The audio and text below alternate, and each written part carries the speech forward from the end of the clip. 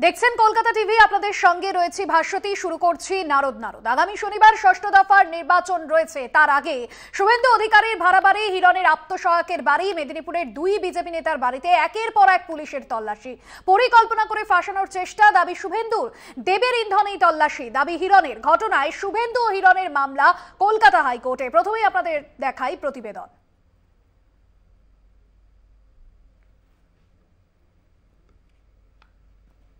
শিরোনামে শুভেন্দু হিরণ, পুলিশি হানায় তুলকালাম। ঘটনার সূত্রপাত মঙ্গলবার সন্ধ্যায়। কোলাঘাটে শুভেন্দু অধিকারীর ভাড়া বাড়িতে পুলিশ হানা দেয়। পুলিশের দাবি, নির্দিষ্ট অভিযোগের ভিত্তিতেই এই তল্লাশি। এরপরই বিরোধী দলনেতা মমতার পুলিশের বিরুদ্ধে হুঁশিয়ারি দেন, আইনি পদক্ষেপ করার কথা বলেন। অসভ্য, বর্বর মমতা ব্যানার্জির নির্দেশে হয়েছে। মমতা ব্যানার্জির গ্রেপ্তার দাবি করছে। সিআই চম্পক চৌধুরী, ওসি সৌরভ চিনা, তারা আইপ্যাকের লোকেদের নিয়ে এখানে এসছে। সঙ্গে বস্তার ভিতরে টাকা ছিল না, বন্দুক ছিল না, এক্সপ্লোসিভ কিছু ছিল না, জাল নোট ছিল না, হেরোইন ছিল না, ড্রাগ ছিল। এখানে ঢোকাতো। শুভেন্দুর পর হিরণ। বেশি রাতে ঘাটালের বিজেপি প্রার্থীর আত্মসহায়কের বাড়িতে পুলিশের হানা। খবর পেয়ে তমগ্নদের খড়গপুরের বাড়িতে পৌঁছন হিরণ চট্টোপাধ্যায়। পুলিশের সঙ্গে তর্ক বচসায় জড়িয়ে পড়েন তিনি। সব নিষ্পাপ নির্দোষ মানুষগুলোকে এইভাবে আক্রমণ করতে এসছে। আর ঘাটালের অভিনেতা সাংসদ, তার পিএ, সোনা চুরির কেস গুজরাটে, পুলিশ তাকে অ্যারেস্ট করতে যায়নি। আশা কর্মীকে চাকরি দেওয়ার নাম করে টাকা তুলেছিল, পুলিশ তাকে অ্যারেস্ট করতে যায়নি। পিএ রামপদ মান্না, সে 1,80,000 টাকা নিয়েছিল, সে টাকা গিয়ে ফেরত দিয়ে দিয়েছে। তার নামে এফআইআর পর্যন্ত নেয়নি পুলিশ। রামপদ মান্নার নামে পুলিশ এফআইআরও নেয়নি, কিন্তু পুলিশে 6 লাখ এখানে আমার সেক্রেটারিকে না কি জানি কি কেস, সেটা এখনো বলছে না। হিরণের অভিযোগকে গুরুত্ব দিতে নারাজ দেব। হিরণ তো অনেক কিছুই বলছে লাস্ট 2.5-3 মাস ধরে। আমার মনে হয় কি বাংলার মানুষ জানে কে সত্যি বা কে মিথ্যে বলছে। আমার এখানে কোনো ভূমিকা নেই। আমার মনে হয় কি যেভাবে ও ফেক অডিওগুলো ভাইরাল করছে, এবং আমার মনে হয় কি জেতার জন্য যেভাবে ও মিথ্যে প্রচার করছে, কখনো দেবকে খুনি বানিয়ে দিচ্ছে, কখনো দেবকে কখনো ফেক অডিও ভাইরাল করে বলছে না টাকা নিয়েছে বা আমার সহকর্মীরা টাকা নিয়েছে। আর মনে হয় সেটা কমপ্লেন তো হয়েছে, এফআইআর তো হয়েছে ওর এগেইনস্টে। পুলিশি অভিযান নিয়ে মামলা দায়ের করেন শুভেন্দু অধিকারী। একইভাবে মামলা করেন হিরণ চট্টোপাধ্যায়ও। দুজনেরই অভিযোগ, কোনো তথ্য ছাড়াই পুলিশ তল্লাশি চালায়। ঘটনায় মামলা দায়ের করার অনুমতি দিলেও দ্রুত শুনানির আর্জি খারিজ করেছে কলকাতা হাইকোর্ট। এছাড়াও মেদিনীপুরের দুই বিজেপি নেতার বাড়িতেও পুলিশ হানা দেয়। কলকাতা টিভি। শিরোনামে শুভেন্দু। আগামী ষষ্ঠ দফার নির্বাচন রয়েছে ঘাটাল এবং পাশাপাশি মেদিনীপুর লোকসভা কেন্দ্রে, এবং সেই জায়গায় দাঁড়িয়ে হাই ভোল্টেজ মেদিনীপুর নির্বাচনের ঠিক 3 দিন আগেই এই তল্লাশি অভিযানকে কেন্দ্র করে রাজ্য রাজনৈতিক যে তরজা শুরু হয়েছে। আজকের আলোচনা, আমাদের এই নারদে আজকের আলোচনা আসবো। আমার সঙ্গে রয়েছেন তৃণমূল নেতা দিলীপ মাঝি, আপনাকে স্বাগত জানাবো আজকের এই আলোচনায়। পাশাপাশি রয়েছেন জেলা পরিষদের বিরোধী দলনেতা বামদেব গুছাইত, আপনাকেও স্বাগত জানাবো আজকের এই আলোচনায়। আমি শুরুতেই তৃণমূলের তৃণমূল নেতা দিলীপ মাঝি রয়েছেন আমাদের সঙ্গে। দিলীপবাবু, আপনার কাছে আসবো। এই যে আমরা দেখছি যে শুভেন্দু অধিকারীর বাড়িতে পুলিশের হানা, হিরণ চট্টোপাধ্যায়ের বাড়িতে পুলিশে হানা, ঠিক 24 ঘন্টা কাটতে না কাটতেই মেদিনীপুরের আরো দুই বিজেপি নেতার বাড়িতে পুলিশি হানা। সেক্ষেত্রে মেদিনীপুরের মাটিতে তৃণমূল কি হাঁটতে চলেছে? তৃণমূল কি কোথাও গিয়ে ভয় পেতে চলেছে মেদিনীপুরের জয় নিয়ে? সেই জায়গা থেকে কি এ ধরনের পদক্ষেপ? দেখুন, এই ধরনের পদক্ষেপ তৃণমূল কংগ্রেস নেয় না। তৃণমূল কংগ্রেস আইনের বিশ্বাসী, আইনের উপর আস্থা আছে।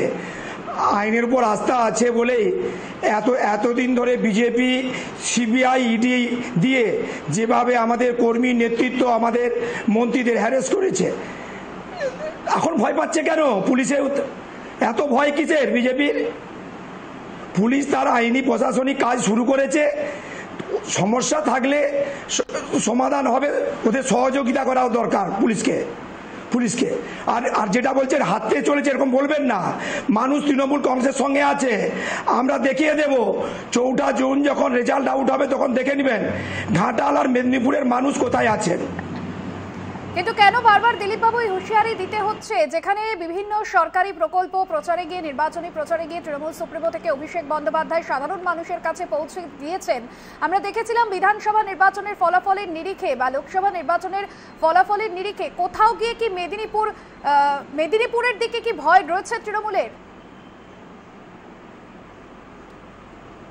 কোথাও ভয় নেই, কোথাও ভয় নেই। মানুষ তৃণমূল কংগ্রেসের সঙ্গে আছে। আবারও বলছি, মানুষ তৃণমূল কংগ্রেসের সঙ্গে আছে। আমাদের 700টা উন্নয়নের প্রকল্প আমরা মানুষের কাছে পৌঁছে দিয়েছি। আমাদের ভয়ের কোনো কারণ নেই। আমি মনে করি বিজেপি প্রার্থী ঘাটালে যেভাবে প্রতিনিয়ত আমাদের প্রার্থী দীপক অধিকারীর বিরুদ্ধে মিথ্যা অপপ্রচার করছে, ভিডিও অডিও রেকর্ডিং করছে, ফ্রড সব করছে, এর প্রতিবাদেই কিন্তু আমরা একটা অভিযোগ করেছি। এই যা দিলীপ বাবু, আপনার মতামত নেব। বামদেব গুছাইত রয়েছেন আমাদের সঙ্গে। যেমনটা দিলীপ বাবু বললেন যে বিজেপি প্রার্থী অর্থাৎ ঘাটালের বিজেপি প্রার্থী হিরণ চট্টোপাধ্যায় বারবার যে বাকযুদ্ধে জড়িয়ে পড়ছেন এবং বারবার যে তৃণমূল প্রার্থীকে আক্রমণ করছেন, সেই জায়গা থেকে তৃণমূলের একটা অভিযোগ, কি বলবেন আপনি? দেখুন, ধন্যবাদ জানাই। একটা গুরুত্বপূর্ণ বিষয় নিয়ে আপনারা আলোচনা করছেন ঠিক নির্বাচনী প্রাককালে। তৃণমূল কংগ্রেসের এই নির্বাচনে কিছু বলার নেই, কারণ গতকাল তৃণমূল কংগ্রেসের নেতৃত্বে পুলিশ প্রশাসন যেভাবে কোর্টের অর্ডার না নিয়ে, পুলিশি কোনো নির্দেশনামা না গ্রহণ করে, যেভাবে জননেতা শুভেন্দু অধিকারীর ভাড়া বাড়িতে, যেখানে শুধু তিনি রিফ্রেশ করেন তার অফিসের কার্যক্রম বলে, সেখানে যেভাবে উইদাউট কোনো ইনফরমেশন আইদার কোনো অর্ডার না নিয়ে গিয়ে যেভাবে সেখানে পুলিশি সন্ত্রাস আমরা দেখেছি কালকে, তাতে একটা প্রমাণিত সত্য হয়েছে যে পশ্চিমবঙ্গের তৃণমূল কংগ্রেস আসন্ন নির্বাচনে 30-এর নিচে যে অবস্থান করবে এটা পরিষ্কার হয়ে গেছে। আর ওই যে দাদা বললেন দিলীপবাবু নাকি, ওনাকে একটু স্মরণ করিয়ে দিই। উনি যে কথা বলছে যে তৃণমূলের সঙ্গে মানুষ আছেন, উনি ঠিকই বলেছেন। তৃণমূলের সঙ্গে মানুষ নেই, চোরেরা রয়েছেন। কারণ এই সরকার হচ্ছে আপাতমস্তক চৌর্যবৃত্তির সঙ্গে জীবনযাপন করছেন।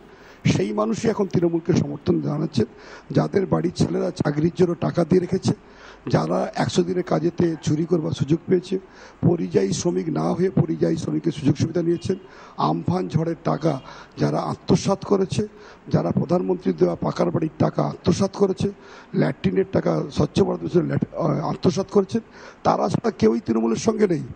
তাই আজকে কোনো জায়গাতেই তৃণমূলের মিটিং মিছিল লোক হচ্ছে না। যেখানেই লোক হচ্ছে সেটা ভাববেন সেখানে ভয় দেখিয়ে নিয়ে যাচ্ছে।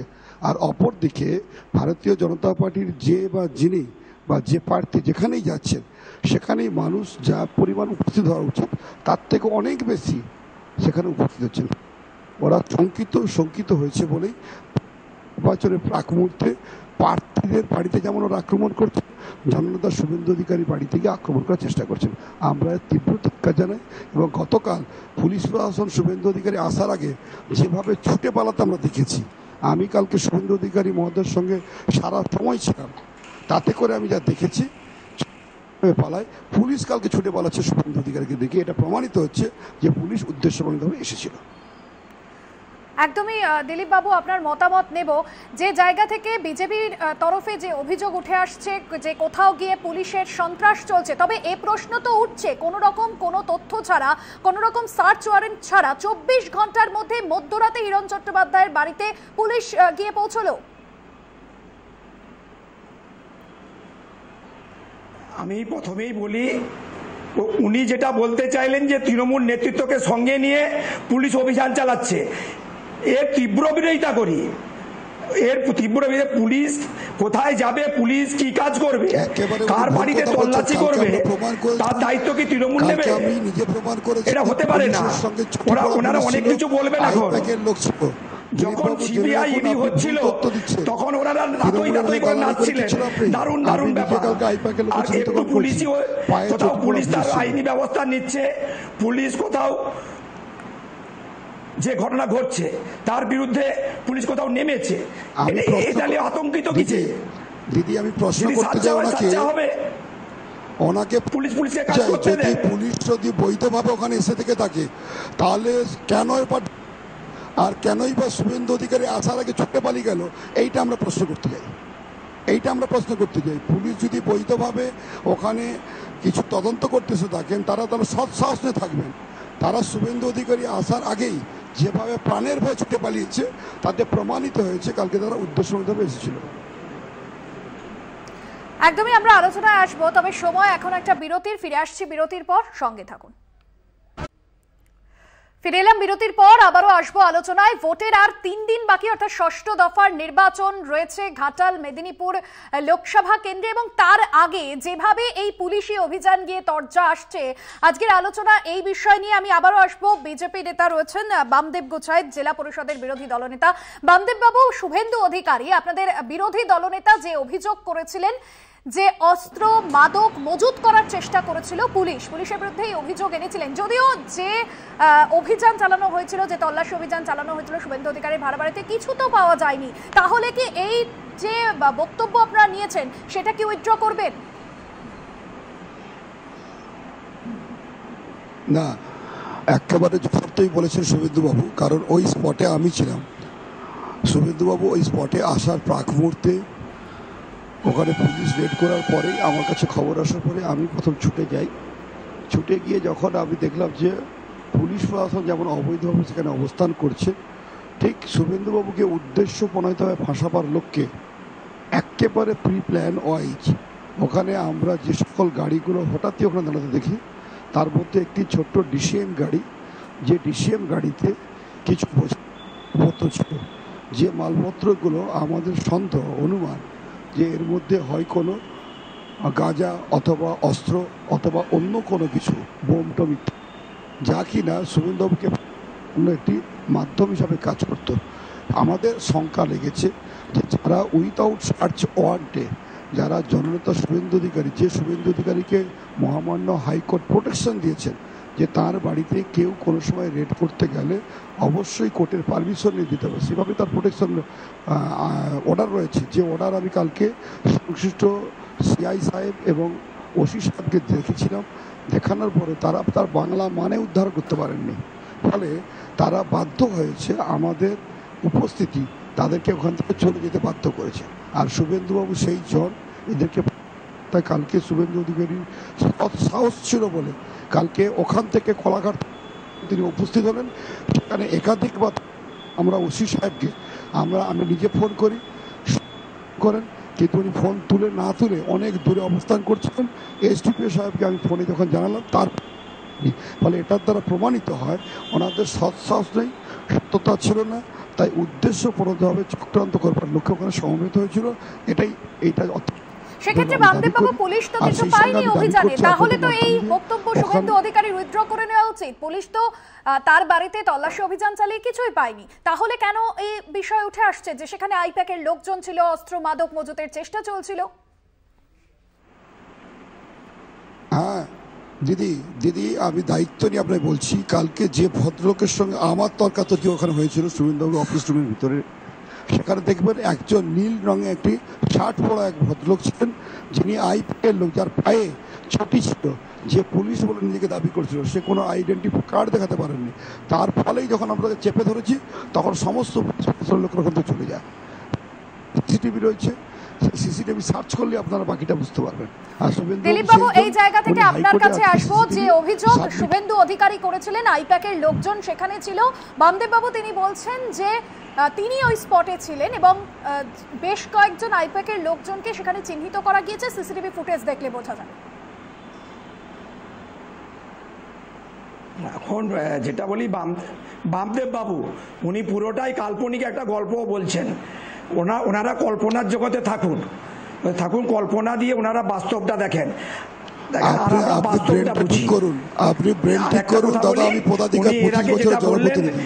যে মানুষ ওনাদের সঙ্গে আছে তারা চোর, ডাকাত, গুন্ডা, বদমাশ। আমার মনে হয় এটা বলে বাংলার এই যে আপামর জনগণ ভোটার তাদেরকে অপমান করছেন। এটা 4 তারিখে প্রমাণ হয়ে যাবে, প্রমাণ করে দেবে কারা তৃণমূলের কংগ্রেসের সঙ্গে আছে। অপমান করার কোনো গল্পও নেই। ঠিক আছে, দিলীপ বাবু, সেই জায়গা থেকে আপনার কাছে প্রশ্ন করব, এই যে নির্বাচনের আবহে এ ধরনের যে ঘটনা, পুলিশের অভিযান বা কখনো আমরা দেখেছি কেন্দ্রের ক্ষমতাসীন সরকার দিয়ে সিবিআইডির অভিযান, যে অভিযোগ আপনারা বারবার করেছেন, এটা কি সুষ্ঠু গণতন্ত্রের পরিচয়?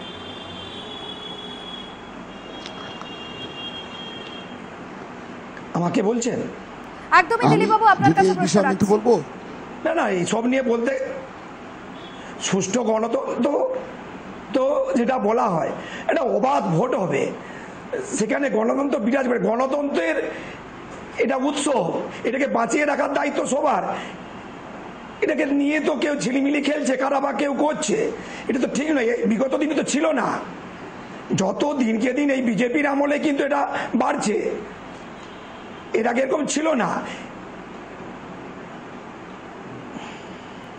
বামদেব বাবু, আপনার কাছে আসবো, যে বিষয় যেমনটা তিনি বলছেন যে বিগত দিনে এই বিষয়ে বাড়ছে, তাহলে কেন্দ্রের ক্ষমতাসীন সরকার তারা যে বারবার নির্বাচনের আবহে আমরা দেখেছি ইডি সিবিআই অভিযান গিয়ে রাজ্য রাজনীতি উত্তপ্ত হয়েছে, তাহলে কি এটা গণতন্ত্রের এ ধরনের পরিসরে আসে? এটা কি সুষ্ঠু গণতন্ত্র বলা যেতে পারে? দেখো দিদি, এই ইডি সিবিআই এরা একটা স্বতন্ত্র প্রতিষ্ঠান, কেমন? এরা যখনই যেখানে পশ্চিমবঙ্গে যে মন্ত্রীর গায়ে হাত দিয়েছে, যে বিধায়কের গায়ে হাত দিয়েছে, যে তৃণমূল নেতাকে এরা ছুঁয়েছে, তারা সকলেই যে অ্যাকুইজড, তার জন্য তারা যথেষ্ট তথ্য সংগ্রহ করেছেন বলে এদের শিক্ষামন্ত্রী জেলে, এদের খাদ্যমন্ত্রী জেলে, এদের মানে শিক্ষা পর্ষদ আধিকারিকরা জেলে, এদের বিধায়করা পাঁচির ডিঙে পালিয়ে যায়, মোবাইল সবই প্রমাণিত। একদমই আজকের আলোচনা এখানেই শেষ করছি। অবশ্যই মেদিনীপুর লোকসভার ফলাফলের দিকে আমাদের নজর থাকবে, ভোট বাক্স কি বলছে। আপাতত আজকের আলোচনা এখানে শেষ করছি। যারা যারা ছিলেন তাদেরকে অনেক ধন্যবাদ। তৃণমূল নেতা দিলীপ মাঝি ছিলেন, পাশাপাশি জেলা পরিষদের বিরোধী দলনেতা বামদেব গুচাই ছিলেন, আপনাকে অনেক অনেক ধন্যবাদ।